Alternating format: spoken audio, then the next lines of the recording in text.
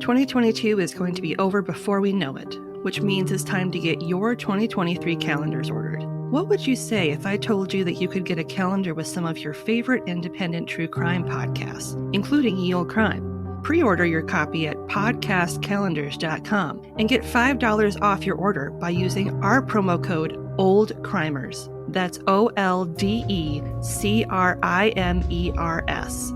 And if you order before November 30th, you can get an additional 10% off. That's podcastcalendars.com, code OLDECRIMERS. Don't miss your chance to spend May with us, and we'll see you next time with another tale as old as crime. We are Cultivate. Cultivate. Cultivate. Cultivate. Cultivate. Cultivate. We are Cultivate.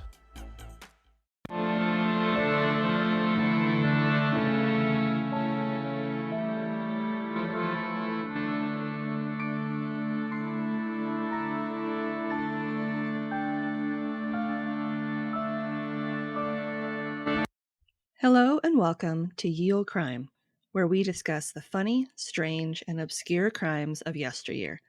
I'm your host, Lindsay Valenti, and with me is my sister and co-host, Maddie Stengel. Hello. Well, hello there. Oh, hello there. You may not remember this to the extent that I do, because I'm the one that edits the episodes, so I recall things as I'm editing because I'm listening to our conversations again. What did I do? You didn't do anything, but remember when we were having the conversation about how hot it needs to be for a body to burn? Yes. And I was like, challenge accepted. I'm going to know that fun fact next time we talk. Did you find out? Yes. What is it? So, in order to burn somebody to ash, it takes 2 to 2.5 hours at a temperature of 1,000 degrees Celsius or 1,832 degrees Fahrenheit. Yeah, so like nobody can do that in their house. No. Yeah. And that has to be consistent. It can't be like... Yeah. It can't fluctuate. Yep, that's why people don't get away with it. Mm-mm. There's your answer. Yep. And then if you're trying to specifically find like a pizza oven that gets that hot, the police should be watching you. Yep. The pizza parties just get less and less every time. Less and less people show up to these pizza parties. Yeah. Well, now that I have shared that fun fact and likely scarred all of our new listeners who have never heard an episode before. Over 1,000. That's insane. Yeah. Holy smokes. Yeah. Looking for more content? You can find us online at yeoldecrimepodcast.com. If you'd like to see pictures from this week's episode, not to mention bonus content and funny memes, make sure to follow us on Twitter at Ye Olde Crime Pod and on Facebook and Instagram at Ye Olde Crime Podcast. On TikTok? Of course you are. Follow us at Ye Olde Crime Podcast. So let's get to the spoopy stuff. Spoopy things. Today's episode is probably a little bit more well-known than some of the other ones we've covered in the past. Okay. But even so, like, there's next to nothing about it. Great. Which is usually what you're fighting against. Yeah. Pre-1900. I was able to get a decent amount of information, mainly because I read the book about it. And I'll get into it. Okay. Typically, I don't do that. Read the book about it because I don't got time for that. Right. But I made time for it.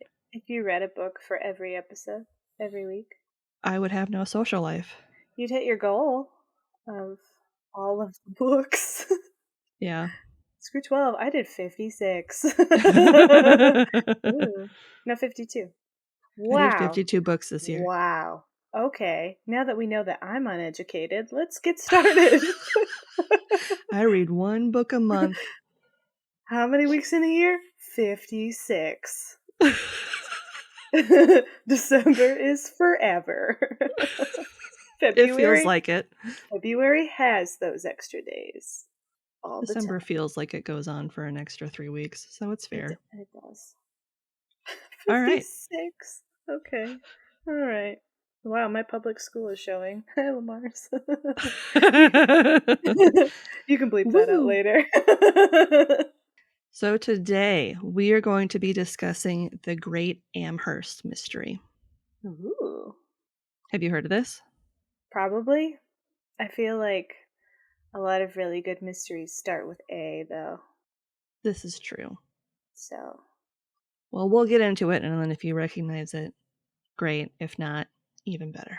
I'll be sure to be obnoxious about it, like, oh, wow. Wow. I remember that. Wait. It's all coming back to me now. While people are screaming in their cars. We all knew this 20 minutes ago, Madison. Information was pulled from the following sources: a 2022 Halifax Examiner article by Suzanne Rent, 2021 National Library of Medicine's Circulating Now blog post by Nicole Baker, 1998 Dictionary of Canadian Biography, Volume 14 article by Diane Ty, an 1888 Darke County Democratic Advocate article, an 1888 The Tennessean article, Right. the Amherst City website, History of the Hubble Family by Walter Hubble, The Haunted House, A True Ghost Story by Walter Hubble, and Wikipedia. I love that the old Canadian documents had like an entire sentence as a title for the group. Mm-hmm. That's extensive. Mm-hmm. Oh, you know, the Democratic Yep. panels of It's nice to be specific. Yep. Sometimes you gotta be. Mm-hmm. And links to all of these articles will be included in the show notes. All right. Today's story centers around a young woman named Esther Cox. She was the youngest of Archibald Thompson and Esther Logan Fisher Cox's 6 children, and was born on March 28, 1860, in Upper Stewiacke, Nova Scotia. Oh, nice. They all survived? All the children? I guess. I don't know. I couldn't really. All right. I was lucky to get the parents' names. We'll just say that. Okay. All right. So we're just going to assume they all lived. So the moral of the story is if you want a lot of kids, go where it's cold. The survivability is higher. Less likely to die of, yellow fever or any of those other... Spanish flu. No, they could die from the Spanish flu. Still. Probably me. Yeah. Dengue less so, though. Both her parents were farmers, and she was raised by her paternal grandmother after her mother passed away when Esther was 3 weeks old. I could not find out what she passed away from. It might have been complications from pregnancy and delivery. It might have been illness. No idea. Well, it happens often that your immune system is so out of whack that you could have died from just about anything after having kids. I was going to say, and it wasn't super common, but it also wasn't uncommon for, there to be complications post-delivery as far as, the placenta, making That's sure kind all of of my that, first thought was making sure all of that comes out, not to get too graphic, but, right. There's a reason pregnancy and pregnancy-related things were the leading cause of death for women for a long time. Yeah. So. It's hard. And continue to be in some parts of the world. Yeah. Well, even here. Even here, yes. Back to Esther. Okay. Hi, Esther. Hi, Esther. Her father married a second time and moved to East Machias, Maine, where he eventually ended up marrying a third time when his second wife also passed away. Ew. So he was just kind of like, peace out, family, and got married and moved to the United States. So he just left his family? Yep. With his mom? Yes. I don't know where the rest of the kids went, but she, as I say in my next sentence, Esther continued to live with her grandmother for most of her young life, and she was separated from her siblings. I don't know who raised them. I just know that. Well, I suppose, too, if you don't know much about them, she could have been, the oopsie baby. that was born like 10 years later? Possibly. 15 years later, and like everybody else was married off or Because she's the only one that homeschooled? I know the age of. I know Yeah. she is the youngest and I know how old she is, but the others I have no idea. Yeah. So it is entirely possible that she was born much later than her siblings. Mhm. I do know that she was very small when she was born. She was like just over 5 pounds. So she was Oh, a tiny baby. a little baby. Little baby. And as I said, she lived with her paternal grandmother until the events that took place in 1878 when she was 18 years old. Ruh-roh. Sounds ominous. Blah, blah, blah. In the book The Haunted House by Walter Hubbell, Esther is described as follows. And this is kind of a longer quote. Quote, in person, Esther is of low stature and rather inclined to be stout. Her hair is curly, of a dark brown color, and is now short, reaching only to her shoulders. Her eyes are large and gray, with a bluish tinge, and an earnest expression which seems to say, why do you stare at me so? I cannot help it if I am not like other people. Wow, that's reading a lot into somebody's eyes. Mm-hmm. Very much the windows into her soul, apparently. Okay, Mr. Hubble, go on. Her eyebrows and eyelashes are dark and well marked. That is to say, the lashes are long and the eyebrows very distinct. Her face is what can be called round, with well-shaped features. She has remarkably handsome teeth and a pale complexion. All right, so He should write Tinder profiles. she's pretty, but she's also fat. Is what he's trying to politely But she's call got out. handsome teeth. That she was it fares on being stocky? Is that what he said? Stout. So she Stout. could be a thick girl. She's at risk. That's what she could be stout. Risk of the thickness. Getting down with the thickness.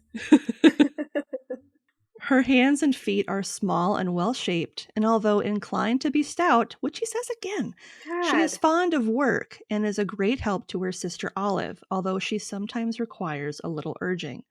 She's 18, of course she does. You keep calling her fat. Right? She doesn't want to help you. Yeah. The handsome teeth don't help. Mm-hmm. Esther's disposition is naturally mild and gentle. She can at times, however, be very self-willed, and is bound to have her own way when her mind is made up. If asked to do anything she does not feel like doing, she becomes very sulky and has to be humored at times to keep peace in the family. However, all things considered, she is a good little girl and has always borne a good reputation in every sense of the word. End quote. Don't call 18-year-olds good little girls. That's disgusting. No. Well, and like, she's at the age where, I don't know, there's this really strange thing that humans have been, seeking for, eons at this point. Free will. Mm-hmm. So when you're about that age, you tend to accidentally exude some free will every now and then. Heaven forbid. But she's a woman, so how dare her? She needs to know her place. Right. Yes, she better be possessed. At that time, Esther was living with her older sister and brother-in-law, Daniel and Olive Teed, in their yellow cottage in Amherst, Nova Scotia. She also lived with her nephews, Willie, aged 5, and George, who was a little over 1 year old. Cute. Other members of the Teed house included her sister Jane and her brother William, not to mention Daniel's own brother John. Wow, so it was a pretty big, bustling home at that point. Full house. So 2 siblings on her side total. 3. So her married sister, and then her other sister and brother, and then okay. her brother-in-law's brother. Dang. And by 1878, Esther had been living with the family for about a year or so. Nice. But that felt good, living with somebody other than her grandmother. Yeah, and like reuniting with her family, like her siblings. Yeah. Because we don't know, like, if they talked, how close they were. Yeah. And I know at least one other of her siblings is alive at this point. I don't know if the sixth one just didn't live in this area or if Could they be. didn't make it. But Yeah. there are 5 of them in this telling. We'll get to the other one. The ugly Anywho. one. Cheerleader! So-and-so! What's her face? Esther was seeing a man named Bob McNeil, and on the evening of August 28th, 1878, he arrived around 8 p.m. to fetch her with his carriage for a date. In Hubbell's book, Bob was described as, quote, by trade a shoemaker, and a fine-looking young fellow he was, too. His hair and eyes were black, features rather handsome, and he wore a small black mustache, end quote. I'm sorry. Black eyes? He's got the demon in him, son. He's a black-eyed kid growing up with a mustache? Not good. Not Don't good. like it. I don't like it. Don't let him into your house. They're going to give you cancer. Is he handsome because he's a devil? Maybe. A handsome devil with black Handsome eyes. like a fox? Is he a shapeshifter? Is he an animorph? Making fire-resistant shoes for his hooves. Animorph. Ooh, I'm just picturing like the book covers now. All right. The pair took a drive through Amherst and headed towards the marsh. Bob told her that they were going to take a ride in the country. Oh. According to Hubbell's book, quote, while driving through a small wood, Bob seemed to be suddenly seized with an attack of what lawyers are pleased to term emotional insanity, for he dropped the reins and leaped from the buggy. Upon reaching the ground, he drew from the side pocket of his coat a large revolver, and pointing it at Esther, told her in a loud voice to get out of the buggy or he would kill her where she sat. She, of course, refused to do as he requested, or rather commanded, and, as it was raining and becoming quite dark, she told him to get into the buggy and drive her home, and not act like a crazy man. Okay, this escalated quickly. Mm-hmm. The remark about acting like a crazy man seemed to enrage him past endurance, for he uttered several terrible oaths, and aiming the revolver at her heart, was about to fire when the sound of wheels were heard rumbling in the distance. He immediately jumped into the buggy, seized the reins, and drove at a breakneck pace through the pouring rain to Dan's cottage. Esther was wet through by the time they had arrived at the gate. She jumped out, opened the gate, entered the cottage, and ran upstairs without noticing Jane, whom she passed in the hall. Bob, as soon as she got out, drove rapidly down the street. As the hour was now 10 o'clock, Esther immediately retired and, after crying herself to sleep, slept until morning. End quote. Okay. At this point, no one has any idea what happened. Yeah. They just saw her come home, run upstairs, and go to bed. Soaking wet, clearly upset about something. Yep, and they have no idea what happened. Oh. For the next 4 days, the rest of the Teed household observed Esther's sad behavior following the attack. She could never seem to stay in the house for long periods of time, and would spend much of her time at their neighbors before crying herself to sleep each night. This is so sad and such like a teen thing. Mm-hmm. Like 18-year-old heartbreak. Well, I mean, I'd be very upset if someone pulled a gun on me. Yeah. You know, I think that's a natural response. Especially somebody like you were clearly planning to get to know. Have some sort of prolonged romantic relationship with. On the night of September 4th, Esther was getting ready for bed around 9 p.m. after talking with her sister Jane, who she shared a bed with. Prior to falling asleep, Esther went into another crying spell, during which Jane chastised her, stating that if she kept crying over Bob the way she was, that they would put her in an insane asylum, which caused her to stop crying and then go to sleep. Wow. Ye old gaslighting. Yeah, no shit. But remember, they just think that they just broke up. Like, they have no idea that he pulled a gun on her. Yeah. So I'm sure they're just like, ooh, drama queen. Yeah. Drama queen Esther. We're just going to put you in a insane asylum because you can't get over it. Cry that river, build a bridge, and get over it. Esther, go on. I love it. This river's so salty. After about 10 to 15 minutes, Esther woke up screaming and jumped out of the bed, stating that there was a mouse under the bedding. Her scream woke up Jane, who lit the lamp. After searching under the straw mattress and finding no mouse, they went back to bed. The following night, the pair heard something moving under the bed, and deciding to get up and kill it, they both got up and examined a green pasteboard box under the bed that was filled with patchwork for like quilting and stuff. Okay, that wasn't there the night before. I'm assuming it was there the night before, but they just didn't think to check it the night before. Okay. After putting it in the middle of the room, the pair were shocked to see the box jump about a foot into the air before it fell over onto its side. No. Neither of the two could believe what they'd just seen, so Jane put the box back in the middle of the room, and they watched in astonishment as the box flew up again. After this, they both screamed for Dan, who came running to see what was the matter. Yeah, thanks, Dan. Thanks, Dan. Thanks, Dan. After the pair told him, he laughed, pushed the box back under the bed, and said they must have been dreaming before he went back to sleep. Okay, thanks for mansplaining, Dan. Right. Thanks, Dan. The next morning, both Esther and Jane swore that the box had moved, but no one believed them. That evening, around 8:30, Esther complained of a fever, and after speaking with her sisters, who advised her to go to bed, she did. Okay. Her sister Jane joined her around 10 p.m., and not long after, Esther jumped into the center of the room with all of the bedding, yelling for her sister Jane to wake, for she thought she was dying. Oh, no.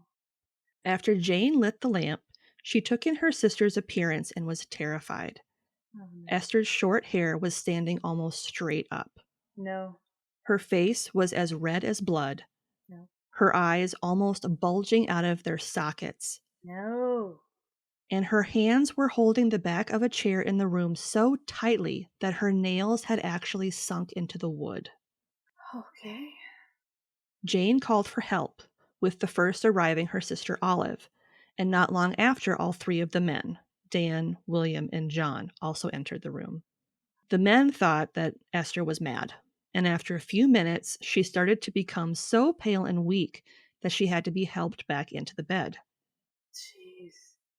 Esther had a vacant expression on her face as she looked about the room, before she once again jumped to her feet with a screech, claiming she felt like she was going to burst into pieces. Oh. Everyone was worried that perhaps Esther was going insane, which... Yeah. Fair. Yep. Yet Jane was able to soothe her and get her back into bed.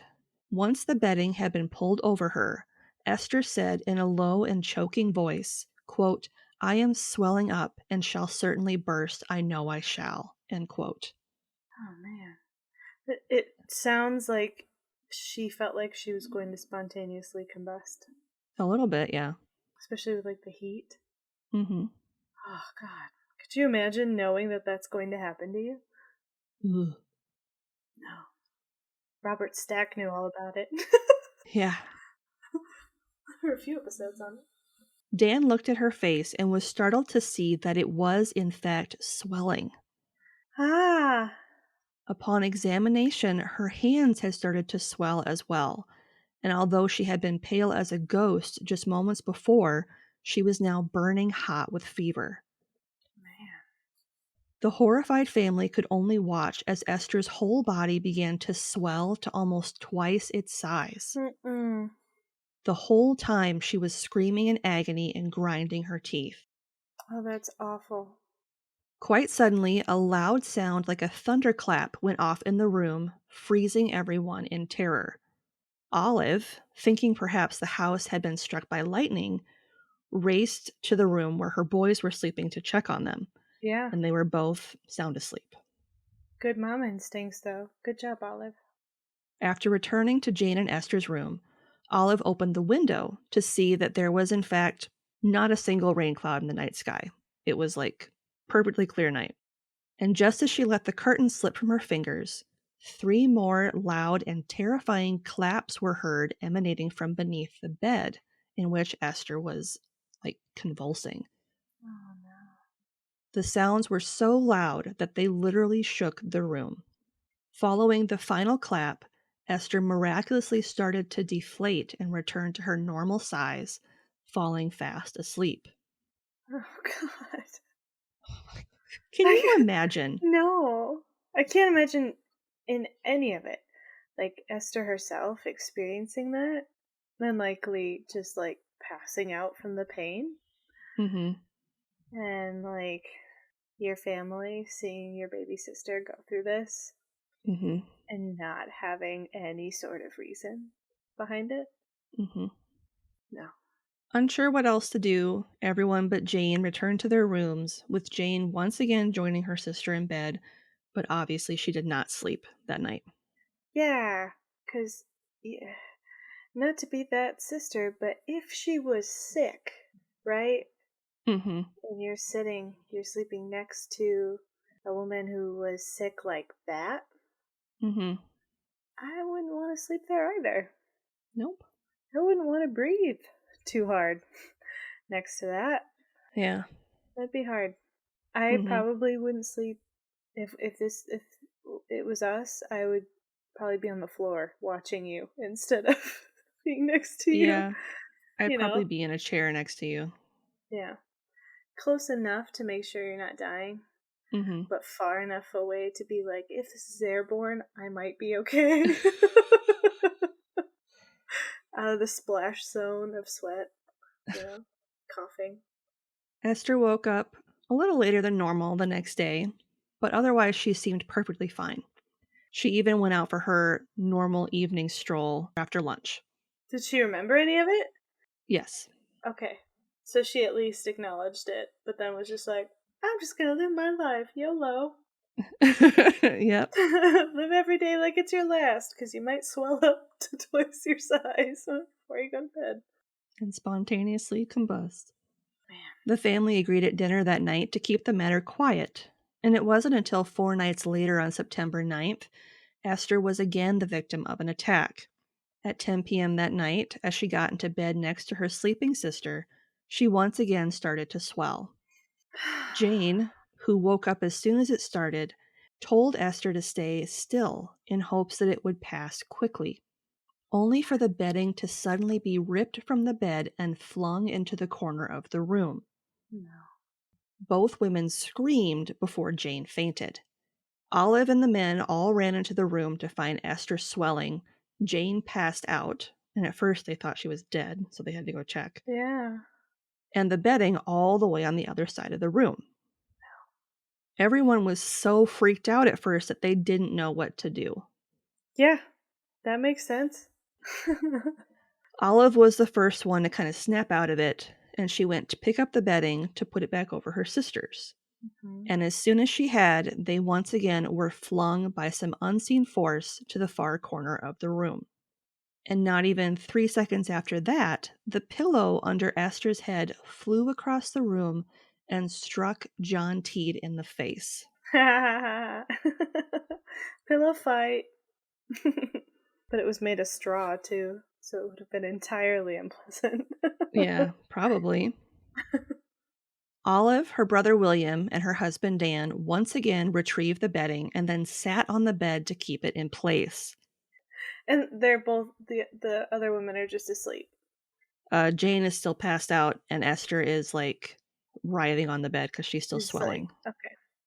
Once Jane started to come to, her brother William went out to get some water to cool off Esther's head because obviously she's feverish and swelling. Right.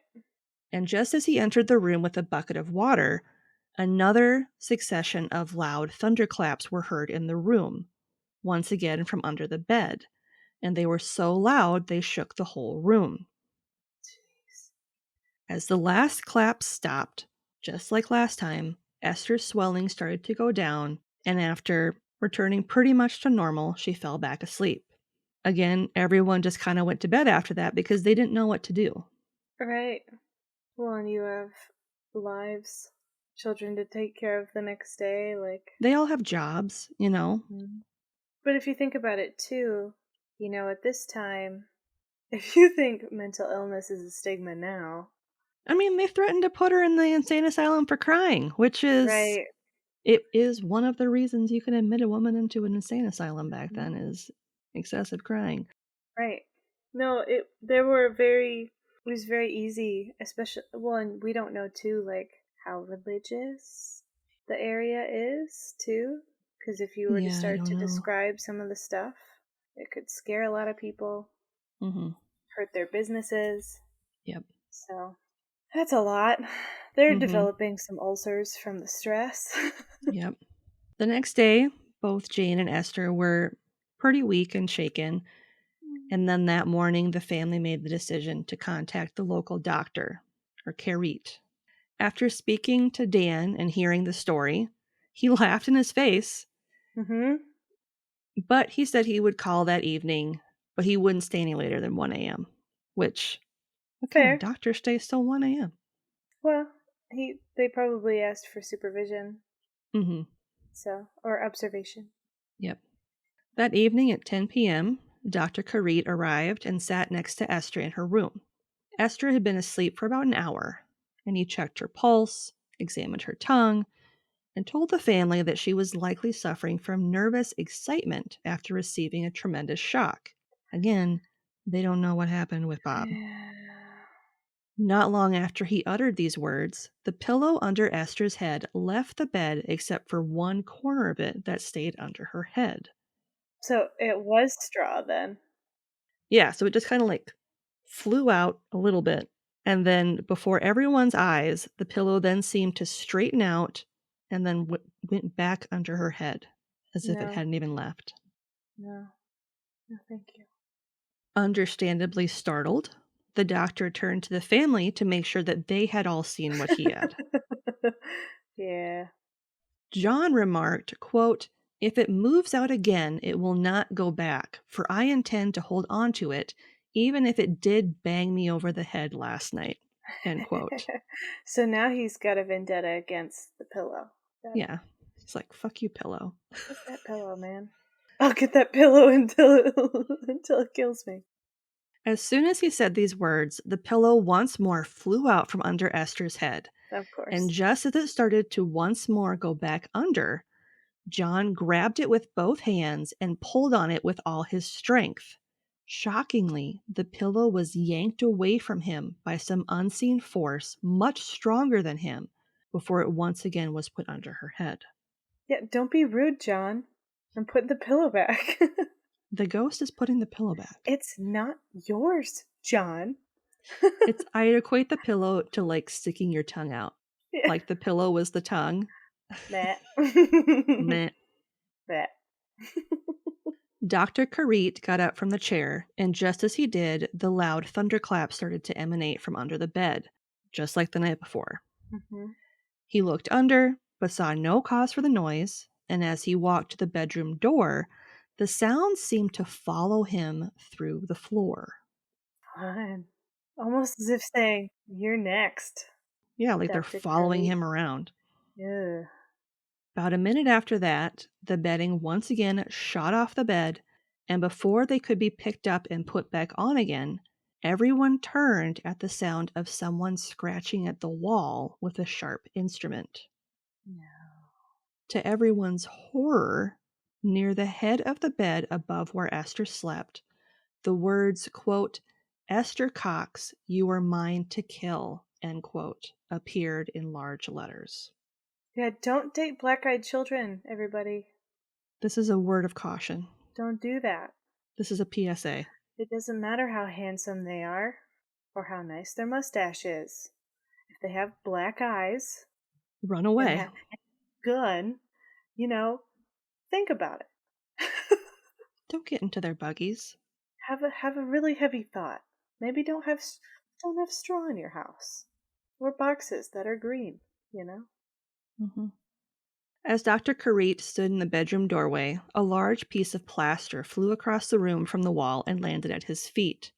He put it on the chair in a bit of a daze, and then the loud clapping noises started again, and they increased in volume until they were twice as loud as they had been before. And as all of this is happening, Esther is laying on top of the bed, still swollen, just like in sheer terror of what's going on around her. And she was totally fine before this started, so the doctor didn't even see until now that she's swelling up again. Yeah, and he hasn't even like given her anything yet at this point. He just like looked at her tongue and was like, "Oh yeah, she's exhausted." She's good. It took nearly 2 hours before everything seemed to quiet down again and she was able to fall back asleep. So what's the diagnosis, Doc? Yeah. Cold?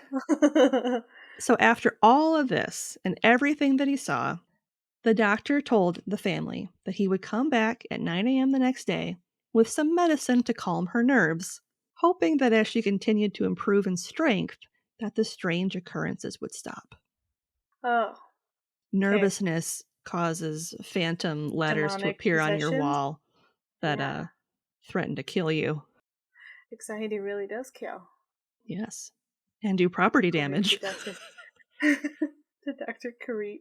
The next morning, he arrived to see that Esther was up and about, said she felt fine, except that sudden noises made her a little jumpy, which is fair. At one point, she took a pan of milk down to the cellar, and pretty much as soon as she got down there, she came running back into the kitchen and said that someone was in the cellar and had thrown a plank of wood at her. Okay. So the doctor went to investigate, and he didn't see anybody down there.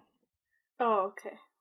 So then Dr. Kareet, in an effort to show Esther that it was all good in the cellar hood, asked her to join him down in there so he could kind of show her that no one was there. And as soon as they both entered the cellar, several potatoes were thrown at their heads. I'm sorry. This demon's kind of funny, you gotta admit. Yeah. He left after that. Stop being so nervous, Esther. Why'd you throw potatoes kinetically at my head? He's like, okay, I'm good. He's like, I think I need more morphine. Yep. I'll be right back. Actually, he came back that evening with a number of strong sedatives, including morphine, which he gave to Esther around 10 p.m. when she went to bed. But he gave her some belladonna, too. I wouldn't put it past him. Opium! Esther complained of feeling like electricity was running through her. Oh, great. So now it's not she's fit to burst. She's fit to light up the day. Great. And as the doctor went to leave, the loud noises started, much louder than the night before. Oh, wow. So now and they just continued to get louder. Ew. And surprisingly, the sounds traveled outside of the room and soon went up to the roof. So the doctor ran into the street to see if the noises could be heard outside. And they could. Oh, no. So think like thunderclaps just coming from the roof of this house. That's going to wake the kids up now. Right? So he quickly informed the family that from outside, it sounded as if someone was pounding on the roof with a sledgehammer. Great. So now they're just going to have really angry neighbors. Yeah. The sounds continued until around midnight, at which point the doctor left, and he again promised to return the next day. And as soon as he closed the gate on the property, as he walked away, he could still hear the noises, like some distance from the home. So it was really loud. But again, I'm sure this is like a smaller village. From the pictures I saw, there weren't a lot of trees at this time, so sound would have carried really easily in a place like this. So much for keeping this a secret. Yeah. Good thing you said that. That whole week, the news had spread throughout Amherst that a number of strange occurrences were taking place at the Teed cottage. Yeah, I wonder why. Crazy. Passers-by could hear the sounds of loud banging coming from the house, and not just in the evening. It even started in the morning and would continue throughout the day. No. The doctor continued to visit every night, and about 3 weeks after his first visit to the house, Esther suddenly sat up in bed her arms outstretched towards the headboard. Her muscles went rigid and her body turned ice cold. As she spasmed in this trance, she confessed everything that had happened that night with Bob McNeil. And again, up until this point, she hadn't told anybody. And her family, who were in the room with her, were shocked to learn what had happened. I bet Bob was shocked that none of her brothers had come to kill him yet. Right? Yeah, he kind of skipped town after that. So, interesting. Yeah, wonder why. Convenient. What a quinky dink. When she kind of came out of the trance, she had no recollection of what had happened. And as soon as they kind of told her what she'd said, she immediately burst into tears, confirmed that yes, that did happen, and sad. And that the only reason he hadn't killed her was because someone else had started to head in their direction. So you could actually think that the devil is coming to collect because she was supposed to die that night. Kinda. After kind of talking it through, Olive said that she believed Bob was the cause of all the pandemonium that had taken place in the house. Yeah. And after this, 3 loud, distinct knocks were heard. I'm going to confirm this for you. Yep. Hold on. That's a yes. That is correct. Her sister Jane turned to the doctor and said she believed that whatever was harassing the house was sentient and understood what they were saying. And again, 3 more distinct knocks were heard, just as loud as the other ones. So at this point, the family was like, let's ask it questions. Right. See what happens. Questions. Let's do a Ouija board. So they asked, how many people were in the room at this point? Mm-hmm. And it knocked 5 times. Okay. For the doctor, Dan, Olive, Esther, and Jane. Because at this point, after being hit in the face by a pillow and then having another pillow like seized from his hands, John was like, I'm done going in that room. I'm just going to hang out with the boys. I don't need this. I'm just going to watch my nephews. Screw that. George and Willie need me. Yep. Following the first night of contact, if you want to call it that, the manifestations continued for the next 3 weeks and just kind of occurred at random. Okay, so at least it wasn't every night like it was. Yeah, it was just kind of like little things here and there, whether it was like the bangings or it was like stuff moving around, like it was just kind of random stuff. Okay. But one thing became very clear during this time. All of the phenomena was tied to Esther, because anytime she was out of the house, it would stop. Oh. About a month after the manifestations started, a well-known Baptist clergyman named Dr. Edwin Clay came to the house to see the paranormal activity for himself. He had read about the goings-on in the newspaper, and as they were known to embellish the truth, gasp, what? He was like, I'm going to check it out myself. This sounds dangerous. I'm going to look at it. I want to go check it out. I'm going to ask questions. While he was there, he heard a number of loud knocks in response to questions he asked, saw the writing on the wall above Esther and Jane's bed, and he left the home certain that the claims the family had made were genuine. That's would be difficult to do for a Baptist, too. Mm-hmm. Because they're, from what I understand, incredibly skeptical of stuff like that. So that's gotta mean something. Mm-hmm. And in true spiritualism fashion, Dr. Clay believed that Esther had become a bit of a human battery following her harrowing encounter, and that all of the manifestations were that electric energy leaving her body. Well, he was so convinced of this that he gave lectures on his theory in front of large crowds. Oh, wow, convenient. Wow. Yep. Gotta make some money off of this. Uh-huh. And he staunchly defended Esther in front of perfect strangers and while preaching from his pulpit to his congregation. So he needed new material. Got it. Yep. I stand with Esther. Yield hashtag. Yep.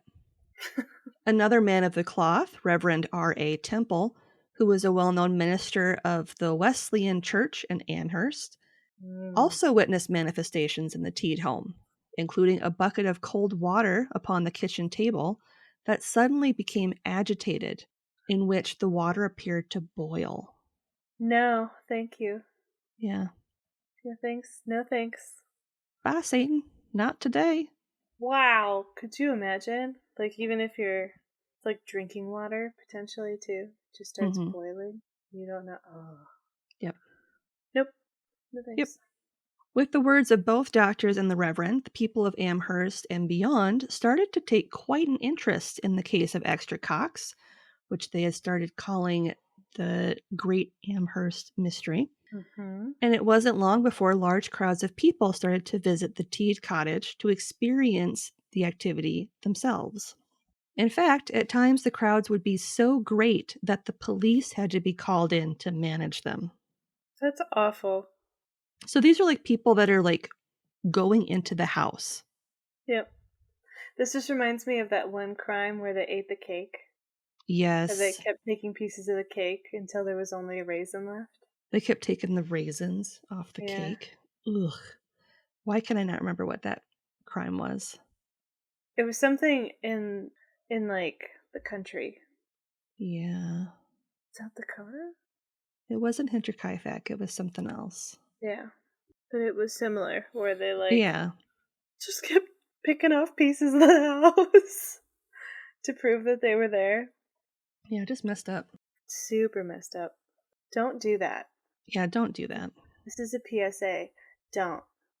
Mm-hmm. Although verified by men of high standing in the community, many people continued to believe the whole thing was a fraud and nothing more than Esther mesmerizing people into thinking they were seeing and hearing things. She does have handsome teeth, so. Yep. As the practice of mesmerism was a big thing at this point in time. Of course. And magnetism. Remember, she's a battery. Yeah.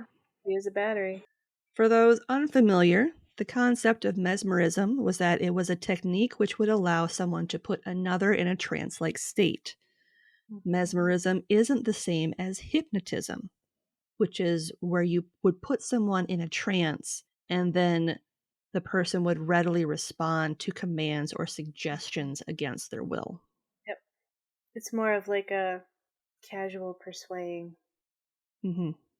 Instead of like, oh, I just want you to agree with me. Instead of say yes to this. I kind of think of mesmerism kind of like in Harry Potter when they would do Obliviate and then they would tell somebody something. Yeah.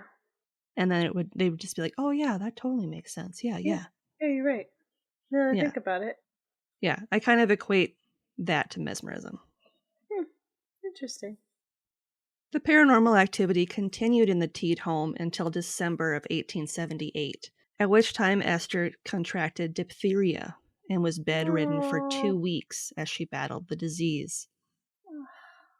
For those that don't know, diphtheria is a serious bacterial infection that affects the mucous membranes of the nose and the throat, and it causes heart rhythm issues, obviously makes breathing difficult, and it can result in death. That's not great. Really painful. Really painful, and it was a leading cause of death in small children. Yeah. During this period in history. Mm. After she recovered, Esther spent 2 weeks at the home of her sister, Mrs. John Snowden, in Sackville, New Brunswick, at which time she was manifestation-free. So the Snowden house is where to be. Yep. So she was spook-free for a full month. The month of December she had off. Aw. Happy holidays, Esther. Yeah, happy holidays, Esther. Way to bring in the new year. Yep. When Esther returned to the home, she and her sister Jane had been moved to a new room. While she had been away, the family had reorganized the bedrooms to see if the change in venue would stop the activity. That's smart. Yeah. I wonder who they moved into the other room. John. Just John. John and the pillow. The original pillow. And the they box. Switched pillows. The It's green like, box. God damn it. They drew straws. The short one.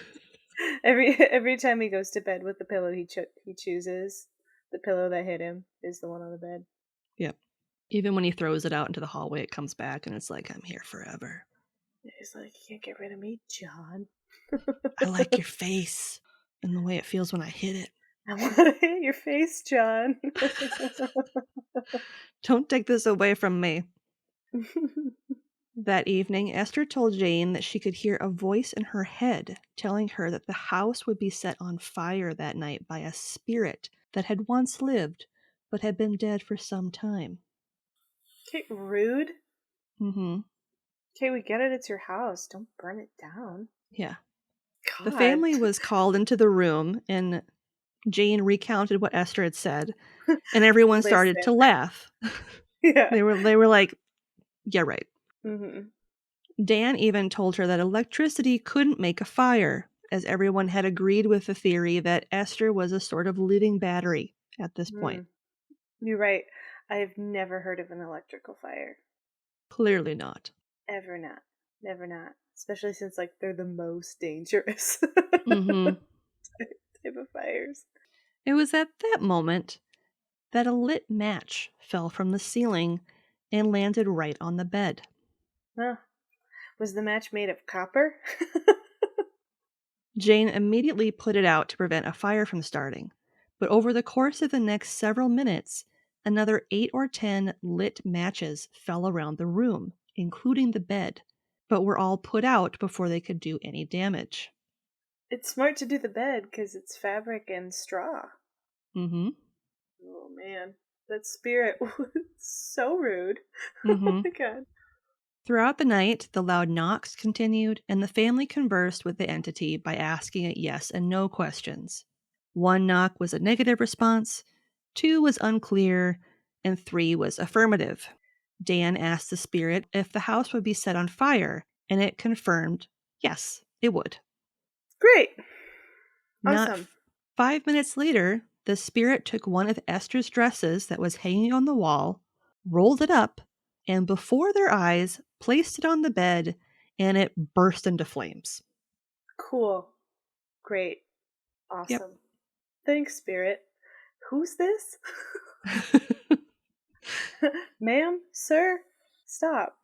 The fire was able to be safely extinguished before anyone or anything was harmed, and the whole next day everyone was on edge, fearing that the ghost would set another fire in the house, somewhere where they couldn't access it. Yeah. And this was likely during the winter, right? Yep, this would have been January now. February? Yeah. This would have been January. Olive and her husband were convinced the entity was a ghost, stating, quote, "Nothing but the devil or a ghost with evil designs could do so terrible a thing as start a fire in a cottage at the dead of night," end quote.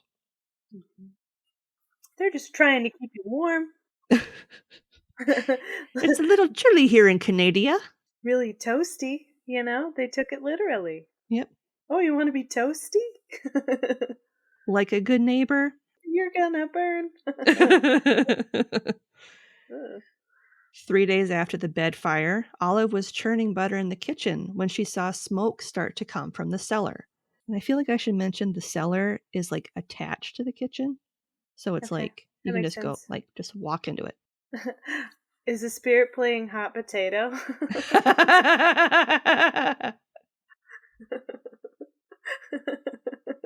It looks like you're making a nice beef brisket for dinner, Olive. I'll help you out. I got something roasted ready for you. Got some hot potatoes. Esther was in another room, and after overcoming her shock, Olive took the bucket of drinking water in the kitchen and ran into the cellar where a barrel of shavings was engulfed in flames, and the fire was so high that it was licking the floorboards of the room above it. Fun. Half the water in her bucket had spilled in her haste, so Esther ran into the street to call for help. Yeah, sounds about right. Yeah. As soon as you need the drinking water, it's just not there. Yeah.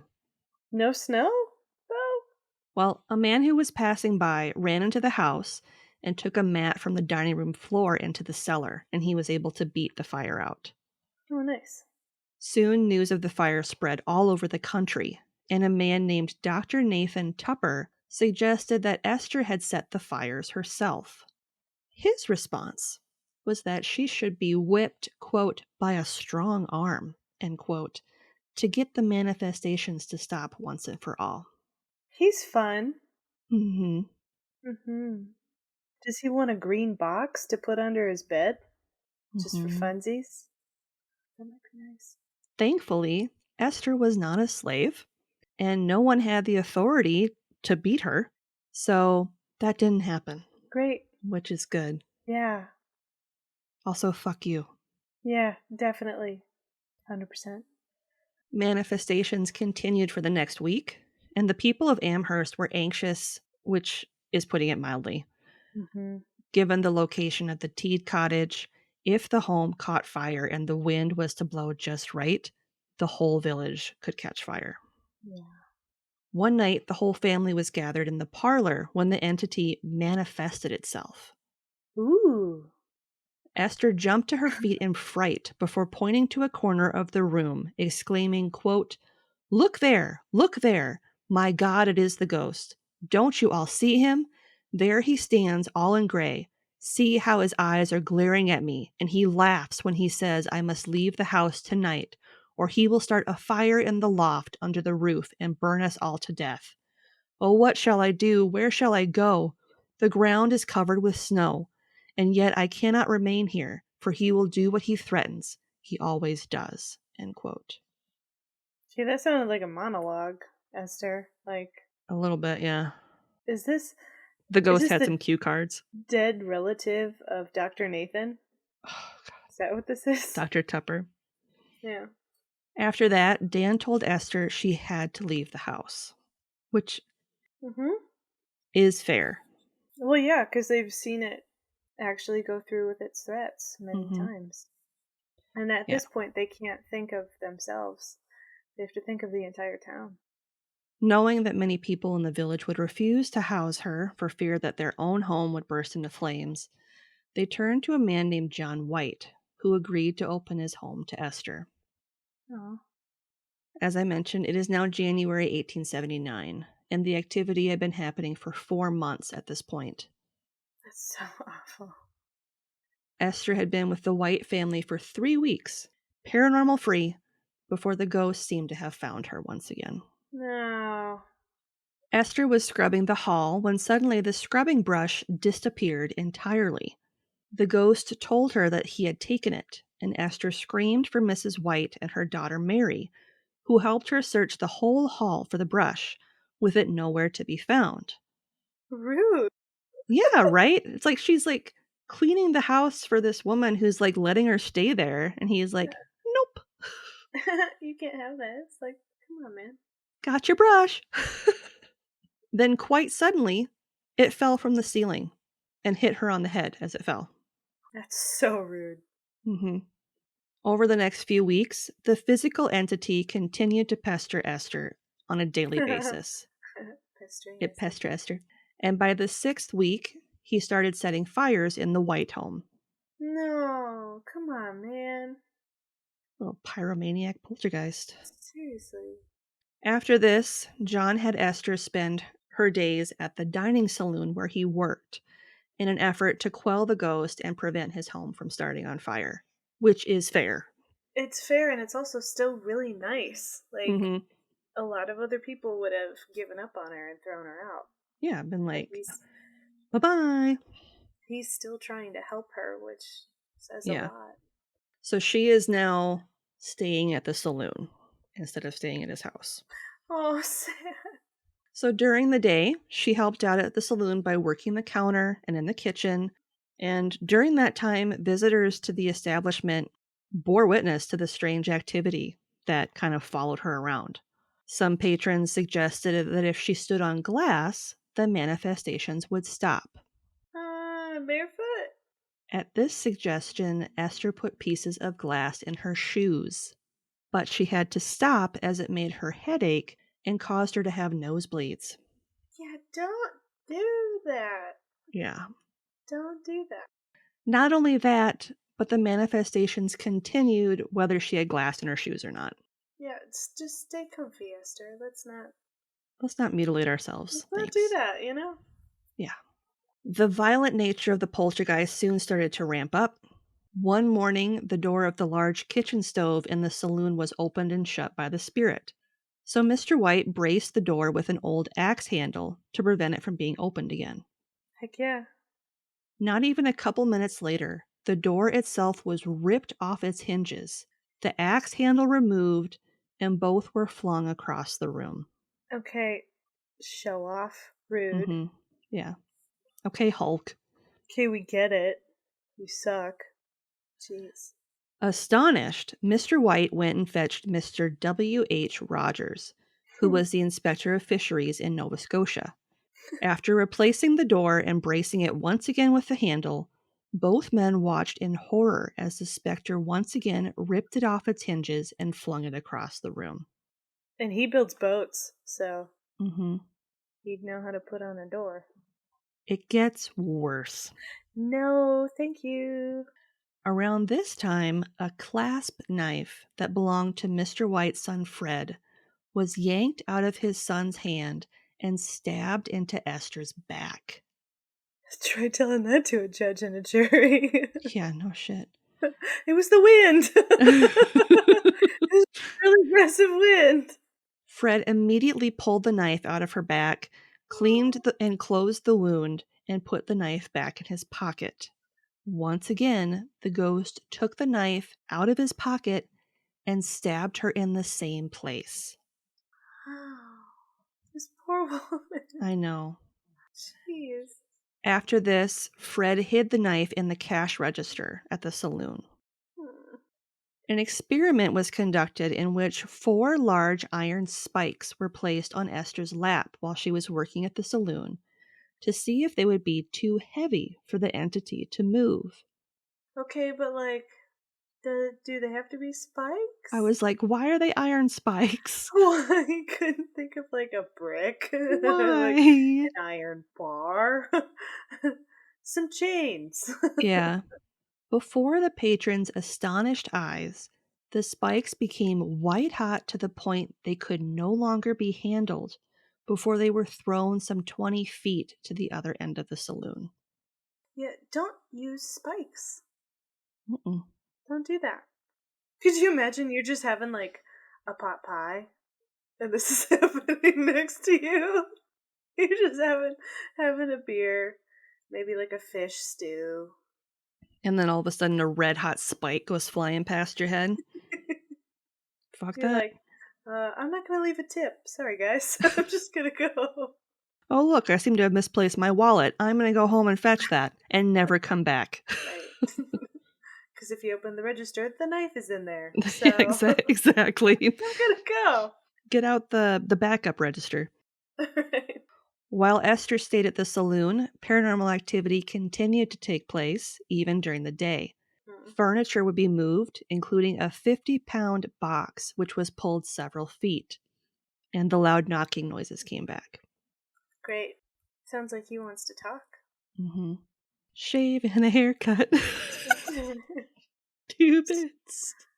At the end of March, Esther went to visit Captain James Beck in St. John, New Brunswick, for about 3 weeks. While she was there, respected men, which included Dr. Allward, Mr. Amos Fales, Mr. Alex Christie, and Mr. Ritchie, bore witness to a number of manifestations and communicated with the spirit as well through knocks. Surprisingly, other ghosts came forward to communicate as well, including a spirit named Peter Cox and one named Maggie Fisher. The poltergeist that plagued the Teed cottage was identified as Bob Nickel. Okay. After leaving St. John, Esther stayed in the home of Mr. and Mrs. Van Omberg back in Amherst for 2 months in their home in the woods outside of town. Oh, I don't like this. During this time, the spirits left her alone, and she was finally able to enjoy some peace and quiet. Okay, that's nice, I guess. So she was there for 2 months, which is, a long time. Yeah. She then returned to the Teed cottage and spent her days working at the saloon. And it's at this time that Walter Hubble entered the picture. The author. Yeah, Mr. Handsome Teeth. Got it. Yep. Walter Hubble, an actor from New York City, New York, was born on April 26, 1851, in Philadelphia, Pennsylvania. In the February 21st, 1888 edition of the Tennessean, he was described as, quote, a well-known and popular actor and one of the most successful exposers of modern spiritualism, end quote. So he was kind of like... He's super fun. He's just a fun guy. So he kind of did the whole Harry Houdini thing where he's like, that's not real. And he would go around and be like, yeah, you're a fraud. Captain Buzzkill. Got Yep, it. pretty much. Cool. Walter had heard about Esther and the hauntings while he was staying in Halifax, Nova Scotia, and initially set out to prove that she was a fraud, like so many others who practiced spiritualism, and purported to be able to communicate with spirits. Oh, okay, so everybody else is fake, but he can do it. No, he's saying, like, sorry, I worded that weird. Okay. He set out to prove that she was a fraud, like so many others who practiced spiritualism, and stated that they could communicate with spirits. Got it. So I was like, that's stupid. I can talk to spirits, not you. But nobody else can. I'm an actor. As an actor, and someone who makes their living performing for others, he would be able to tell if any members of the household, particularly Esther herself, were the cause of the activity. Bragging. Once he arrived, however, things definitely changed. Oh no. Walter arrived at the Teed home at 7 a.m. on June 21st, 1879. Remember, this started back in August of last year. So almost a full year now. Mm-hmm. And it wasn't long after he arrived that the manifestation started. While sitting with Esther and Olive, his umbrella was thrown across the room over his head, and at the same time a large carving knife flew over Esther and Olive's heads before landing close to where he sat. Yeah, fuck your stuff. Walter then moved into the parlor, and after a few moments, his satchel was thrown across the room. Yep. Disrespect your surroundings. The ghost was ahead of its time with the banging. You're just a metalhead. Yeah. Soon, a large chair came hurtling towards him from across the room, hitting the one he sat on and almost knocking it clean out from under him. Yeah, just kind of proving to him, hey, I can hurt you. Yep, I'm here. Yeah, hey, here's a knife. I like that knife. Oh, yep. by the way, I don't like your chair. Yep. And the way you describe Esther and her handsome teeth. Yeah. Leave her teeth out of this. Yeah. After this, Walter took a short walk before coming back to the house. Oh, nice. To receive more violence upon his person. Honestly, if I was the ghost, I'd do that too. Yeah. Same. Fuck this guy in particular. Yep. As soon as he came back into the parlor, all 7 of the chairs fell over, and when he entered the dining room, all the chairs there did the same thing. You can't sit with us. Oh, sorry, we don't have any chairs. We're fresh out of chairs. Sorry, bro. Sorry, we only have violence. I don't know. Yep. As he sat down to breakfast with the family, several knocks could be heard on the dining room table, and Walter at one point had Esther sit and face him so he could see her hands and arms as the knocking continued. The spirit was able to communicate with him, told him the time on his watch, and was able to note the dates on the coins that he had in his pocket, and continued to turn chairs over during lunch. Nice. Why are you still here? Yeah, they're like, hey. Told you what time it is. It's time for you to leave. It's time for you to get the F out. Get out. After lunch, Walter once more entered the parlor to take a nap on the sofa. Esther entered the room to read the newspaper, and he pretended to be asleep so he could observe her.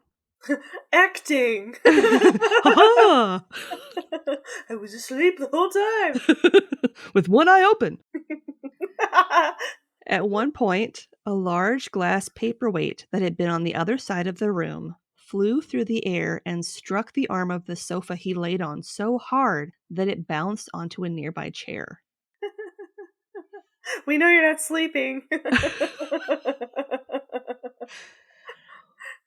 Wake up and get out, you creep. Walter asked Esther to continue to stay in the room so he could continue to observe her.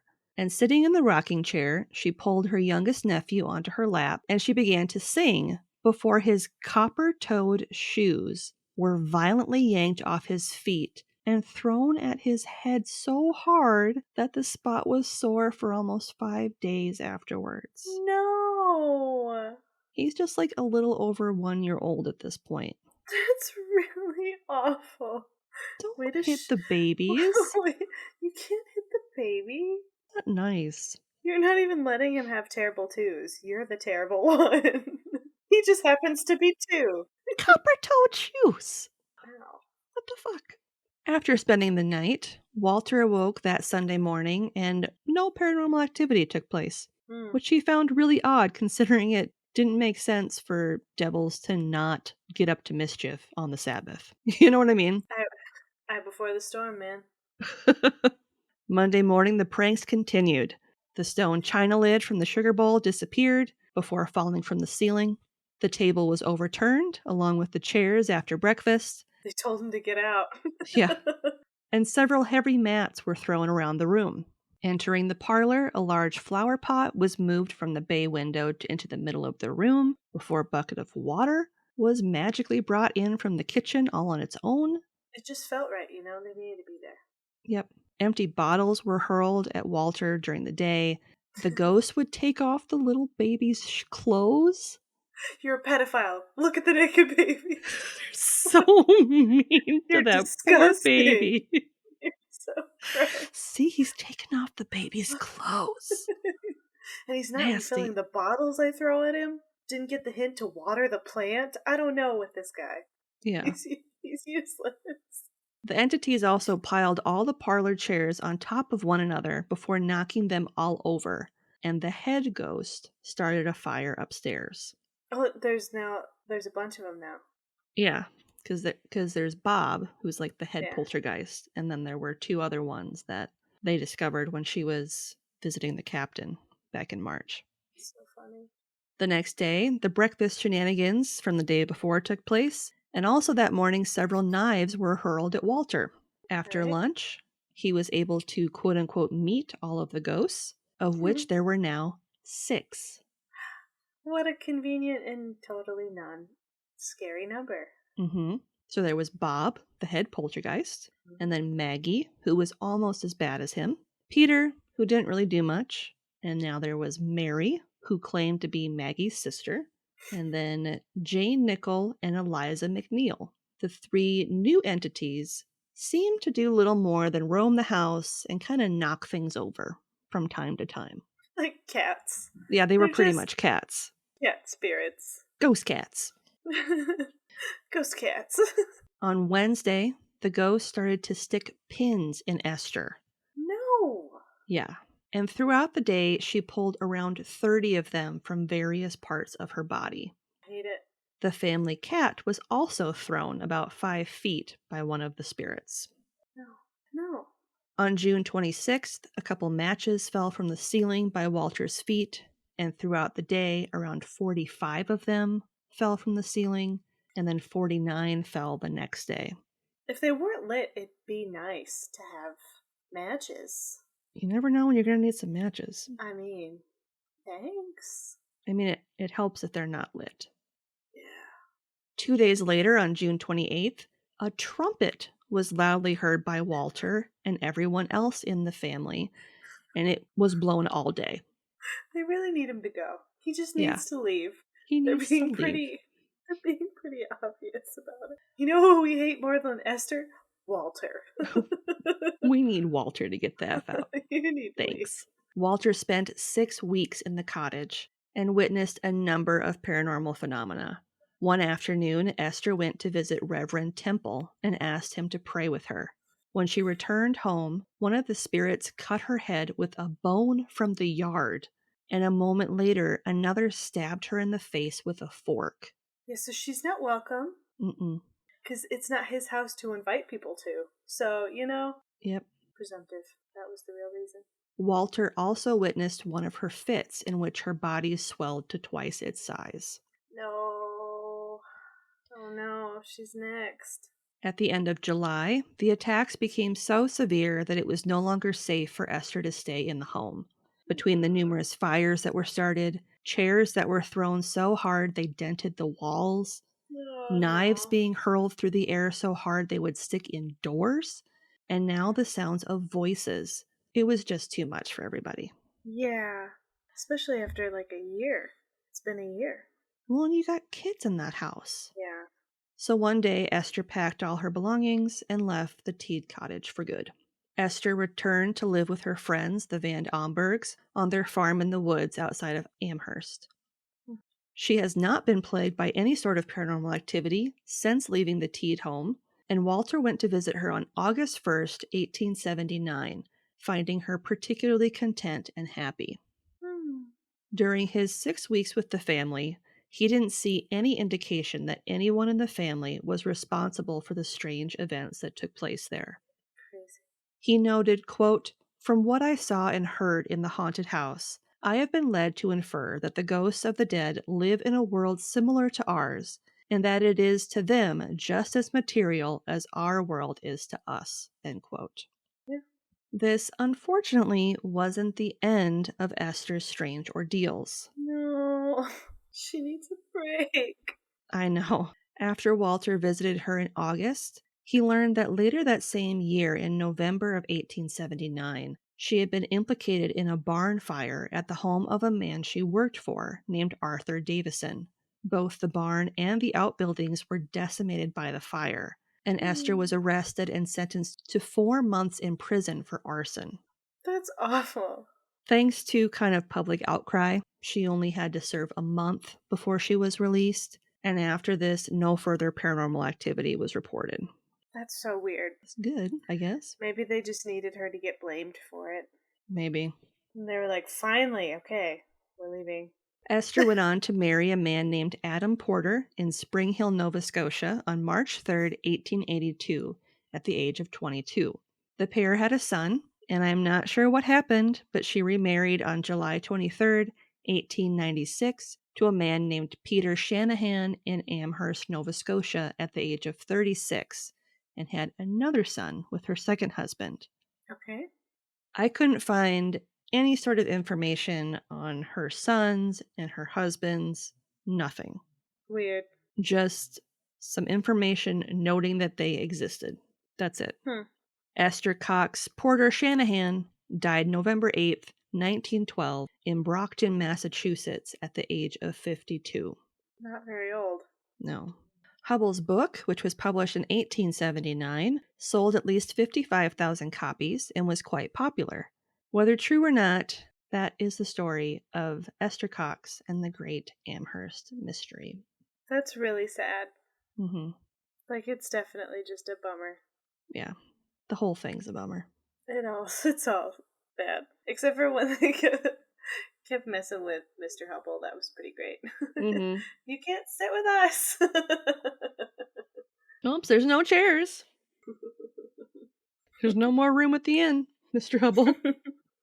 Got something you want to say? Shoot us an email over at yieldcrimepodcast@gmail.com. We'd love to hear your story ideas, see any gifts you send our way, or if you just want to say hello. We're pretty friendly. Speaking of friendly, if you'd like to have real-time conversations with us, consider joining our Discord over at the Cultivate Network. You can chat with us over at the Old Crimers Cubby, or catch up with any of the other great creators that are part of the Cultivate family of podcasts. Just click the link in our show notes or over on our link tree to get started today.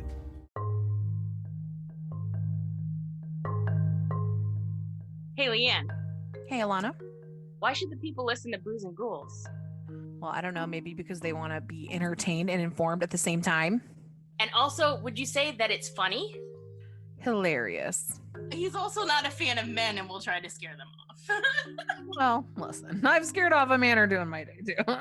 He's still trying to run his ghost brothel. I love it. Check out Booze and Ghouls.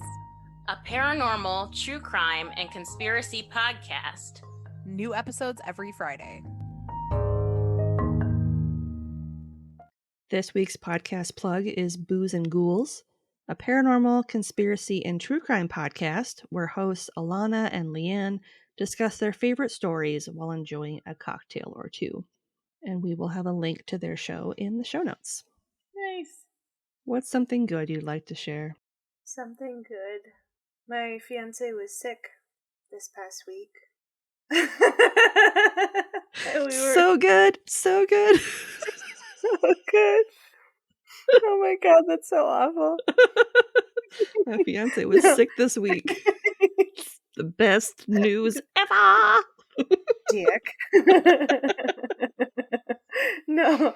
So he was sick, and I had to stay at our parents' house with my lovely gremlins, the 2 dogs and 1 cat. And they have 2 new puppies that just recently turned a year old. And the female, Lucy, finally decided that I wasn't the devil.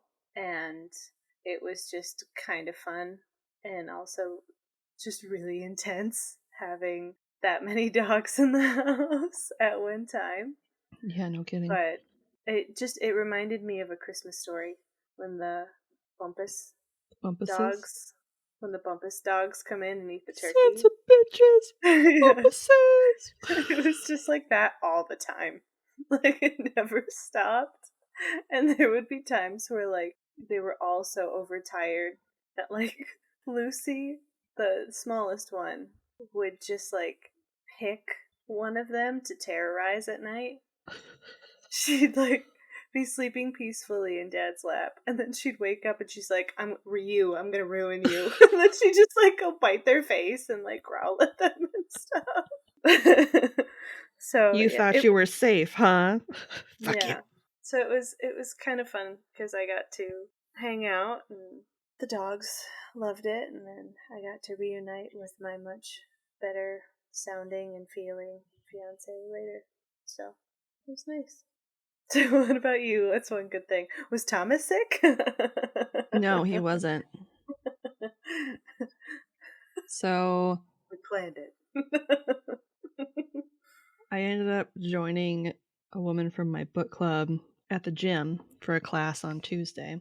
So it would have been last Tuesday by the time this comes out. And I didn't realize when she invited me to this class that it was a HIIT class. High intensity Interval training. interval training, yeah. And it was at 5:30 in the morning. So everybody else was on pre-workout, which is essentially meth. Pretty much. I had had no coffee. I had no idea what I was walking into. And I had left my inhaler at home because I am super prepared at all times. No. I literally should just like wear it as a necklace around my neck at all times because I forget it constantly. You know what you should do for the class? You should have an earring of your inhaler and then smelling salts. So you can get really amped. And then you can continue to breathe. Just snort smelling salts. I'm good. I'm good. I got this. So I did this class that was 45 minutes long. I survived it, even though I was like, I modified the things so that I could do them. So I'm still doing stuff. Yep. But it was good. It was surprisingly busy. There were like 20 people there in this tiny room at the Snap Fitness by me. And I was supposed to go again on Thursday, but I woke up with a migraine because the temperature had changed really quickly. Yeah, that was not fun for anybody who lives around here. Yeah, and when it does that, like, that really aggravates my old whiplash injuries. Mm-hmm. So I woke up and was like, I can't move my neck. I probably shouldn't go to a workout class at 5:30 in the morning when it like hurts to look at things and I can't move my neck. Mm-hmm. So I didn't go. But I did tell her that I would go again this week on Tuesday. Well, I hope it works out. Yeah, we'll see. See how it goes. Awesome. But aside from not being able to breathe, did you like it? Yeah, I liked it. I mean, I got real sweaty, which is the whole point of working out, is to break a sweat. And I must have done something because everything hurt the next day. So that's the good mark of a solid workout, is when you're reminded of your mortality when you wake up and everything hurts. Yep. So on that note, let's shut her down. All right. If you want a playlist of all our episodes on YouTube, Click the link in our show notes or in our link tree and subscribe today for not only a list of our full catalog, but a separate list as well, just of our Can You Crack the Cramp Word segments. A great way to support the show, if you'd like to help us out but can't do so financially, is to leave us a 5-star rating and review on Apple Podcasts, Podchaser, Good Pods, Spotify, or wherever you listen to our podcasts.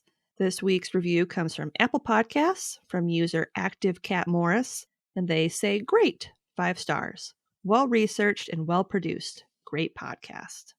Aw, thank you. Thank you very much. Very nice. If you're interested in ad-free content, consider supporting us with a one-time donation either over on Buy Me a Coffee or our Venmo page, both of which are in our link tree and in the show notes. If you'd like early ad-free content, not to mention some bonus material, become a member of our Patreon today for as low as $1 a month. This isn't new if you listen to the show, but I have no idea when our next TeePublic sale is going to be. Surprise! Surprise! But you can go on there and purchase some surprise merch or other content, other great designs, and start shopping early. Holidays are going to be here before we know it. So get on it. And if you missed the ad at the top, we are also being featured in an independent true crime podcast calendar for 2023. So you can see our beautiful faces and Willie on the month of May. And you can pre-order your copy now before the end of November and get 10% off. You can also get an extra $5 off with our coupon code OLDCRIMERS. That's OLDECRIMERS. You just have to go to podcastcalendar.com and pre-order your copy today. All right.